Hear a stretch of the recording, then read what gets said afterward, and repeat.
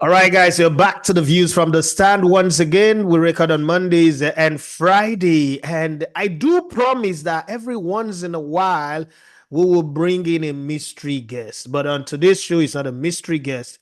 The guest that we have on the show today, there are people who follow football because they love football, because their parents introduced them to football, because their uncle introduced them to football, because they grew next to a stadium or there's a playground around them. But then there are some of us who got introduced into football from the faculty, the dean of faculty itself. If you ever played FIFA, let's say you didn't play football, this man is the brand ambassador for football. Is the face, the voice, the personality, the man who called the game for us minute by minute, who made us understand the game. But most recently, for the Gen Z, if you ever were around a football viewing center, TV station, you were listening to football, and in 2012, May of 2012, you heard Aguero. That's the man that I have. I mean, legends doesn't get past this one, over 4 decades. But before I talk about him and bring him on, this book is the oldest book that I have. This book, and the book is titled "The Story of Football." Let me leave the name of the author first. Now, this book, I didn't buy it. I got it off my father's shelf in the UK many, many years ago as a boy. And there are two things of my father that I have: this book and the 1971 English FA Cup medal. These are the two things that I have. And I've read this book like 1,000 times, if I'm being okay with the fact. And every time I look at that book, I always see the basic tenets of the game before the statisticians came in and changed football into something that is stat padded and it's all about stat. It's no longer about what we see with our eyes. But this man was our lecturer. If football was a university, is the professor emeritus, is the dean of faculty, is actually the vice chancellor of the University of Football. We made the ubiquitous, the amazing, ebullient, greatest commentator of our lifetime before us, and I mean, going into the future, the man who made it very, very interesting for you to be a football commentator, Martin Tyler, alongside the gang, Bobby Ukeigwe, our ancestor, the greatest man who followed football in Africa, China Acheru. And then you've got Ayotunde, the man who is an expert in football, basketball, Formula One, everything, all sports. The only sports analyst that I know, Ayotunde Nobulu, and the baby of the house, Ayodeji Habib. Myself, my name is Idafi Matias. You love to call me the Elegbeto Honor Sports. Let's have some fun. Martin, good afternoon and welcome to the Views to Understand. That's the most wonderful welcome I've ever had. So thank you for that. I'll try and live up to the kind compliments that you paid me. It's a joy to talk to you. We've known each other a good while now, and it's always a pleasure to connect by the miracles of the modern technological system that allows you where you are to speak to me where I am, and vice versa. Martin, some time ago we were talking and I asked you, do your children see you as a superstar? And you said, no, they don't. How do you move around in the circle of your friends? Oh, they just know I'm obsessed with football. They're surprised to hear me talking about other things. I can talk about other things, but obviously football has been my life really, and I've been very lucky to have a kind of life that football has welcomed me to. I was a fan when I was sort of 8 years old, I think, and then after that, I became a player, not a very good one, but a player, and then into commentary, and more recently, last 20 years, I've been coaching as well as commentating. And it's all embracing. It probably has meant some sacrifices for the family along the way. But no, they see me as the breadwinner. I think that's the best way to put it, really. All right. When you wrote this book, it was published in 1976. The Story of Football. What were you thinking? What was the motivation behind this book at the time you wrote it? Well, it was a collection of, I suppose, contributions. My very first job in journalism, in football journalism, was working for a publisher called Marshall Cavendish, who published the book that you're holding. And we put together what they called a part work in those days, a magazine really, but one of those you buy each week and then you collect and keep. and you then get a binder so you can put it all together. It becomes an encyclopedia. So we took areas of that to turn into the story of football. And there were other things like there was a book on skills and tactics as well, which was part of the original part work. So it was a compilation, really. And it was very early in my career to have a chance to have my name on a book like that. So I still do a bit of writing, but I must say, talking comes easier than writing. So we're on the right end of it today. Yeah, a lot of people say that. You started a podcast recently, and I'm not sure I was expecting that because sometimes I'm like, he's very busy, he's not going to do that. But then the joy of football, and it's the sweetest podcast that I've listened to, and I listen to a lot of podcasts. I'm into podcasts. I listen to Upfront by Simon Jordan, who's highly opinionated. I like him for that. And I listen to just about every other podcast. But what I enjoyed about yours is you take a segment in football, in a game that you guys have done, and you guys just talk about it in more like sitting with your granddad at the waterfront, putting your legs in the water and just reliving life backward. How did you guys come about the idea for the joy of football? I think Neil Barnett, my co-host, he was working for a long time and for the USA radio station Sirius XM, which is a big deal in the States. But they let him go at the same time. I had a bit more time on my hands. So we thought we'd do it for fun. It's organic. It's growing from the bottom. We're not sponsored and we're not in any way super professional like Simon Jordan, who I listen to as well. I think it's very good. So we're just trying to express our views in a way that I suppose gets things off our chests, really. I mean, we've talked about football all our lives, and now we can do it with each other every week. And we're bringing other people into the podcast as well. We've done about 30 now, I think, and it's growing. And there is a hint of sponsorship on the horizon. I don't want to jinx it by talking about it. But basically, it is. I mean, we are of your grandfather's age, so I suppose you could say that. And we've seen a lot, so we've got a lot of perspective. I think that's the nice thing about it. I don't know if I don't know if anybody understand. I've got any question for Martin, but I mean, I enjoy listening to him talk anyway. Yes, I have one. Yes, I have one. Can I go ahead? Go ahead. Okay, I listen to you a lot, and I've always asked myself, when you end your football games, right? It's so majestic. I want to ask now, is that a scripted effort? Do you say Arsenal is playing against Man United in the FA Cup final? You write a script for an Arsenal win, a script for United win, you write script for different scenarios and just read out whatever happens? Or is it spontaneous? I really want to know this. That's a really good question. And the answer is half true. What I do is remind myself, not with a script, but with a few notes to say, if Manchester United win the FA Cup, this is what it means. Don't forget these things to say. And if it's if it's a league game and if it's a draw, this is what it means. I often, obviously, have done the last game of the weekend, whether it's a Sunday afternoon or a Monday evening. So you're probably in a position to say, well, they finished the weekend 5th in the table because of this result, or 7th in the table because of this result, or 9th in the table because of this result. So I do that, but the words are spontaneous. But those are the trigger points, if you like, just to make sure I don't miss out on something that is important for the summing up of the game, really, the summing up of the afternoon or the evening. And I had a game on my last Premier League game before we spoke. The Everton game. Everton, yes. And the Newcastle were going to go 4th if they won.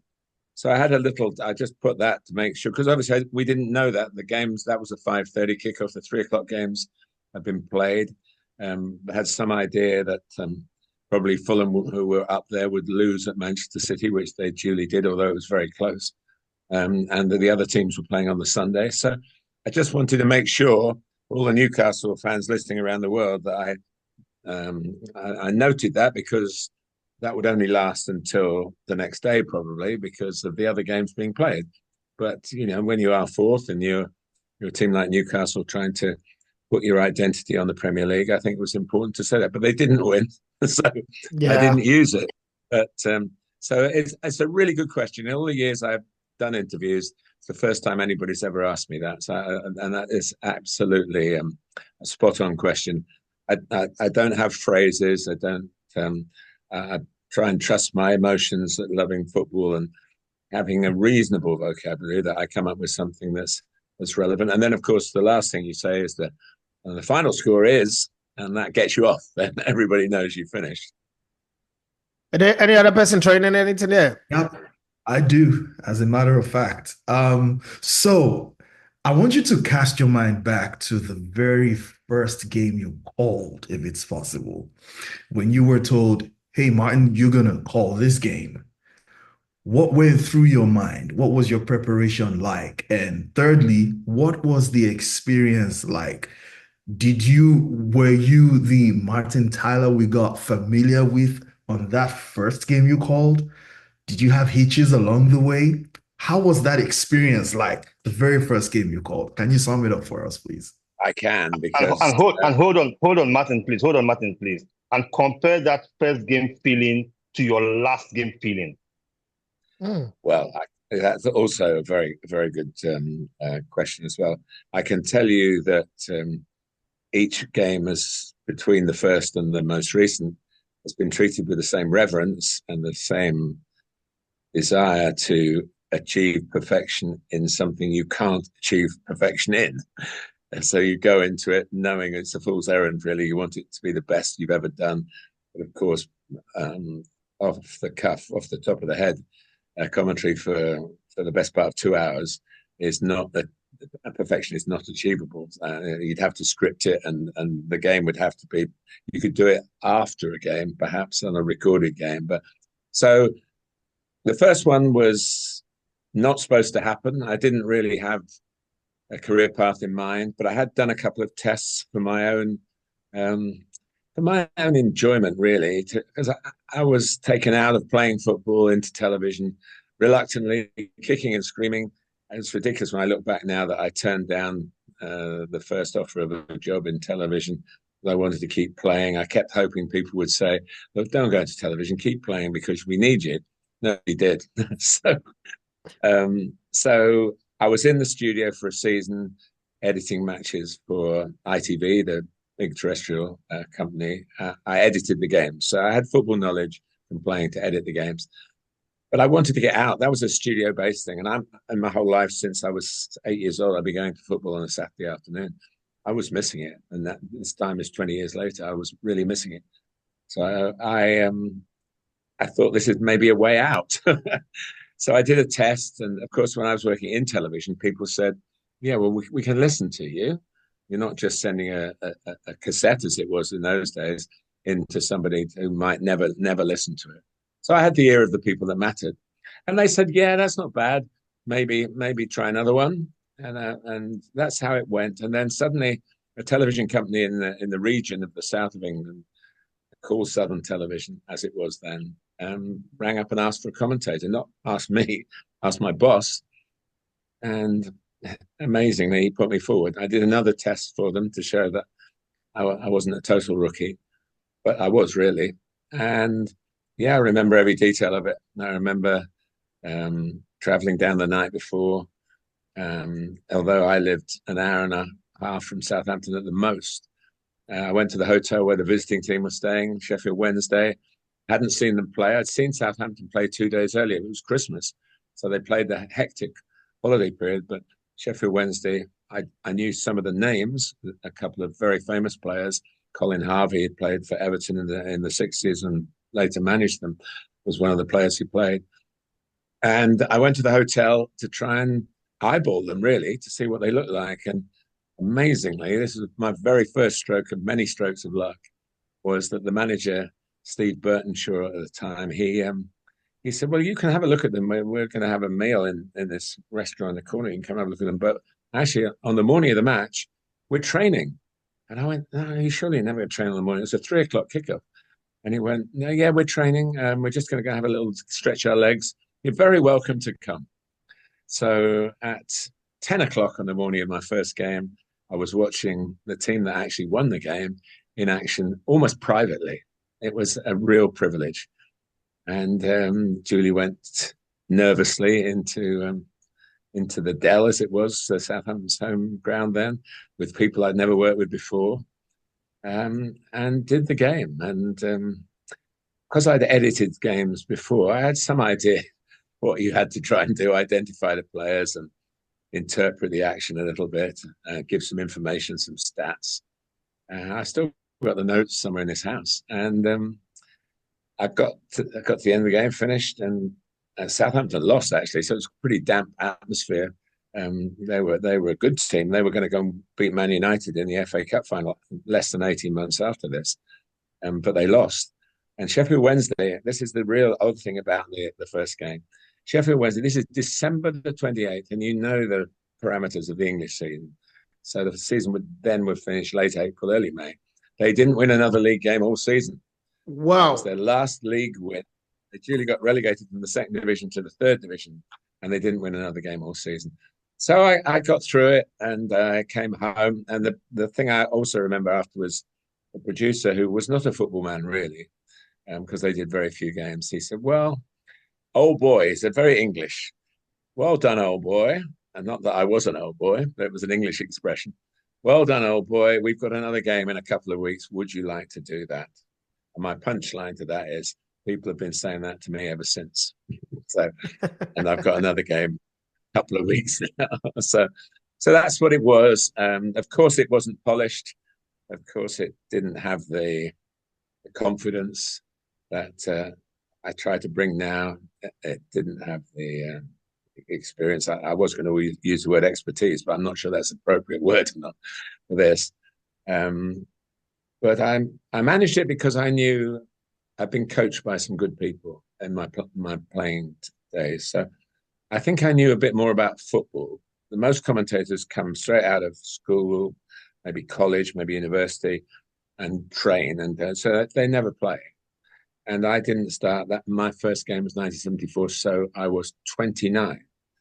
So that and that will be 50 years in December, the 28th of December. Wow. Believe that? No, I can't believe it either. And so you can work out how old I am. 5 decades. Damn. So there's always this question on my lips, like, how did he go from just calling English games, FA Cup, to the one that everybody knows all over the world, FIFA, that game? What happened? How did that stroke of luck or that stroke of genius, that moment? Did you have a management team? Because these days, if you talk to anybody, say, no, talk to my management, talk to my management. How was it for Martin Tyler? I would never have been in a position to say that. No, I've always pretty much handled my own affairs. I did get some very good advice. I worked for ITV for different companies and then the whole of ITV. So that built up. I went to the World Cup in 78, 82, 86 for ITV and various European championships. And I did some Champions League finals in the late 80s. And then I was offered this chance to go to Sky Sports, it was another step in between, but was leaving the mother lode of terrestrial television, going to the big wide adventure of this new way of bringing pictures into our homes, and of course that nobody really wanted or thought about until it happened, and then everybody wanted it, thank goodness, to satellite television and whatever it's called now. And so I was just about the right age, but I turned it down. I'm telling you now 2 stories and when I've turned things down originally. But a friend of mine who was, if you like, a bit of a manager of my affairs said, you should do it. And I went, no one will watch it. And he said to me, and it was a real trigger sentence, he said, everybody in football will watch it. I said, that'll do for me. Because those are the people I wanted to be commentating for, people who cared about football as much as I did. And it took a while, it got slow, but here we are 30 plus years on, and it was the right decision, and it was very good advice. So I've had, I suppose that my natural caution has been put in place by a couple of very persistent people who said, you should do this, go and do it. So I've done it, and here we are. I have a question. Can I go next? Go ahead. Yeah, so football commentary gives life. It's poetic and it narrates the game. And it also gives opinion and helps shape the opinion of how people see the sport. Sometimes when I watch football or I want to analyze a game, I like to turn off the commentary because I want to have an opinion on my own. And sometimes when I see players score like crackers or worldies, I'm like, oh, that's just a normal goal. And I go back to listen to the commentary or your commentary and you give life to the goal. And I'm like, oh, maybe this is actually a world-class goal, a beautiful goal. Do you think like you shape the opinion or the narrative of how people see football through your commentary? Like sometimes people might watch football without like commentary and they'll be like, oh, it was just a good game. And they go back and listen to the commentary of how you describe certain moments in the game. And they are like, oh, wow, it was probably an entertaining match, or it was probably like a very good match, or this player played very well. Do you believe you have the opinion to shape how people see a football match because of your commentary? Well, I'm getting some really good questions today. I'm so glad that I've been invited on to this get together, because that's another tremendous question. I think when I started, it was just me, and therefore opinions were expected, really. Not damning opinions, not he's got to get the sack or something like that, but the quality of the football, the quality of the goal, maybe, was it lucky or was it brilliant? Or now, of course, since I suppose 40 years, maybe 30 years, we've always had a co-commentator. So although I did a game, it would have gone to Nigeria. I did the game between Benfica and Atletico Madrid last week, and it was just me. So that was quite a sort of throwback game, and therefore I had to have more opinions, really. Atletico were very bad, so that was quite easy to do. Benfica were very good, and Pavlidis, who scored the 2 goals at Wembley last night. Everyone's going, who's he? Well, I saw him play for Benfica last week, and he was tremendous. So I wasn't at all surprised that he did what he did at Wembley. But I think with the person sitting alongside you is more of an analyst, so an ex-player, obviously. And I would bow to his opinion. I would maybe challenge him on it if I didn't agree with it. But I think most of the opinion would come from, I did the last game from the Premier League game, the Everton game, with Jim Beglin, who's a very experienced ex-player, ex-international player, ex-Liverpool player. And if he, we would maybe debate during the game if there was time to say, well, was that? But I try to support the co-commentators rather than go against them, because I respect that that's what they're there for. I don't expect them to go, wow, what a great goal, when I'm supposed to do that bit, But I think the other thing that struck me when you asked your question was, I do on things like the magic of the moment, really. Somebody asked me today to repeat Aguero, as I did all those years ago. I can't do it because I'm taken by the moment to a place that I can only reach when those moments happen. And it would be a pale imitation of it to do that. So I try in my mind, when history's been made before your eyes, but I try and rate it, I suppose, in the context of a football observer. So if somebody scores the 5th goal in a 5-0 win, it's a tap in, I'm not going to go crazy. It's part of the game. But if somebody scores the winner in the last minute, then, that shapes the destiny of the match and maybe even the individual player. So you have to go with it. So I hope that I reach the appropriate level. But as I said to you earlier, it's not perfection. You can't always get that right. True. So I do listen back sometimes and think, did I give that goal enough, or was it? Mostly, I think I'm sort of okay about it, but there have been goals where I could have given it a lot more. And the one that the Liverpool fans didn't like, my understated Christian Benteke reaction when he scored a great goal. The hard part is if the crowd is 60,000 home fans and 6,000 away fans, you want to balance your voice against the noise, that lifts you as well. And that was an away goal, not greeted with a huge amount of noise as we hear it up on the gantry. So I'm always learning on things like that. So even going ahead to the next game that I do, I'll want to give that. That's an important thing for me.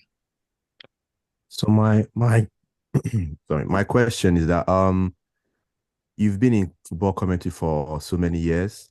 Over the course of your years, you've experienced a lot of beautiful moments. So which is your best football commentary moment? That's for you. The second one, what is your best football commentary moment overall? It could be you, it could be anybody else. Well, I always clearly I'm linked with the Aguero goal if you're talking about moments, which you are. But my match, which I've said again recently, is Liverpool 4, Newcastle 3 in 1996, the first of the 4-3s when Stan Collymore scored the winner right at the end, and Liverpool and both Liverpool and Newcastle were going for the title. The game was played in April, and neither of them won it. So they almost punched each other out of it, really. That was it's a truly extraordinary game. And during COVID, they played it on the television as a sort of, review because there was no live football to show. And I thought, this is going to spoil it for me. But I sat down and watched it with my son who'd never seen it. And we both agreed at the end of it, it was the greatest game over the period of the game. But if you're talking moments, that there have been lots of good moments. For me, as the second part of your question, I have to say England winning the World Cup, and Kenneth Wolstenholme, who I was privileged to work with, at least on the same gantry a few times, towards the beginning of my career and the end of his. They think there's some people on the pitch, they think it's all over. It is now, when Geoff Hurst rockets the ball in to make sure England do win 4-2. At the time, he said, I just wanted to kick it as far as I could because we were going to win 3-2. They didn't have multi-balls then. They had to get the ball back. But where he smashed it happened to be the best part in the ground, from the English point of view. So that's the moment. Strangely enough, I was asked on the 50th anniversary, I did a program for Sky Sports over here called The Boys of 66, which was a 50-year anniversary show. And they didn't have access. BBC would not allow them to use Kenneth Wolstenholme's wonderful commentary. And I was asked if they could get it with no commentary on it, would I put a commentary on afterwards, And I thought, gosh, that's the one game I would want to have been at as a commentator. And then I realized it was an impossible job because what could I do? People would know that I wasn't there. So anything that I said would be open to interpretation negatively.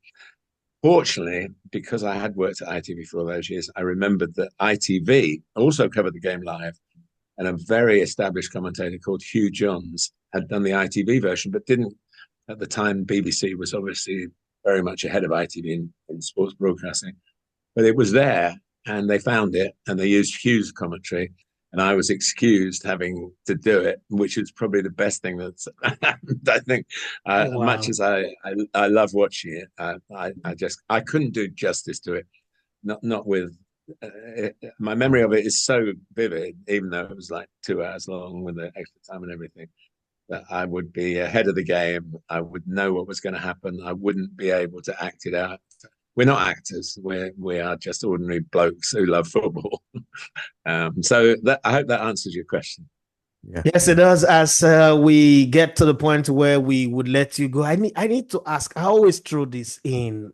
You've done commentaries with a lot of Nigerian and African players in the Premier League and the Champions League and the FIFA World Cup. What are some of the African players that have kept their mark on Martin for life?